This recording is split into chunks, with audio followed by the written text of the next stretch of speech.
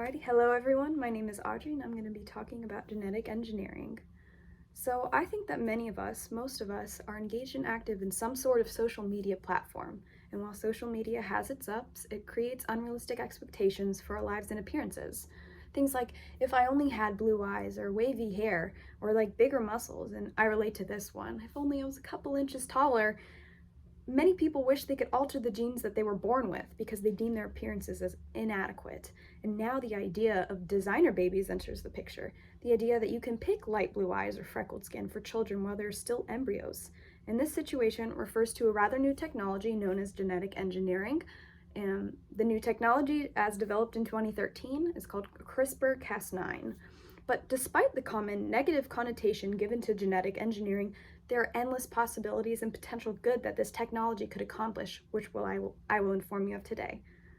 I'll cover 3 areas: what it is, its potential, and the morality behind it all. First off, I would like to start by informing you of what genetic engineering actually is and rather not what it is thought to be. And one of the dangers that society focuses on today that relate to genetic engineering is the possibility of enhancements.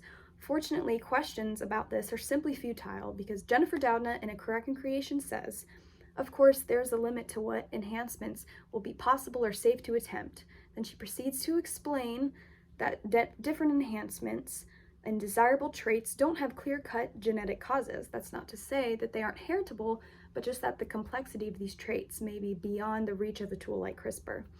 Essentially, the idea of designer babies is a little far-fetched. And now that the futile argument has been put to rest, we can transition into what genetic engineering actually can do. So scientists today all over the world have studied embryos so carefully that they can recognize whether or not an embryo carries a specific inherited gene. With CRISPR, these specific genes can be removed and replaced and added, and this is a revolutionary breakthrough in the world of science. Because what this means, whether inherited or transmitted, many diseases, inherited or transmitted, which have most of them uncurable, finally can have a cure. Like things like cancer. And according to Cancer Research UK, 1 in 2 people born after 1960 in the UK will be diagnosed with some form of cancer during their lifetime. Malaria, another disease that wipes out approximately 1 million people every year, which is approximately 1 death every 30 seconds, could be minimized and maybe even eliminated. Additionally, I came across a journal written by the Frontiers in Cellular and Infection Microbiology, where 3 decorated students conducted successful research on the use of the CRISPR-Cas9 in treatment of HIV and AIDS.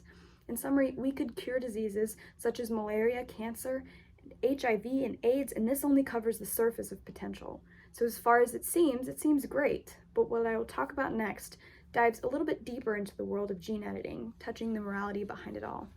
A little bit of background knowledge on me: I'm a Christian and I believe in God.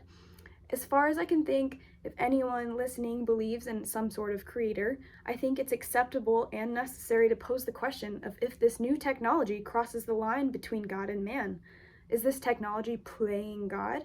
Is it acceptable on the ground that scientists are improving on God's creation?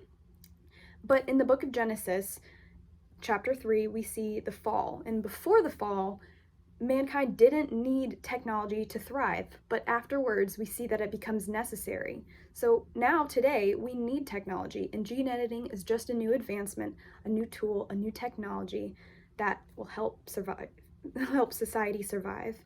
As anyone can see, the world can greatly benefit from genetic engineering. Doudna wrote, "If I could use germline editing to remove this mutation from the human population so that no one else has to suffer as my sister did, I would do it in a heartbeat." So it's not playing God, it's helping people, just as vaccines and medication do. In conclusion, the odds of enhancements in humans through the process of genetic modification has been nearly eradicated, which is often misunderstood.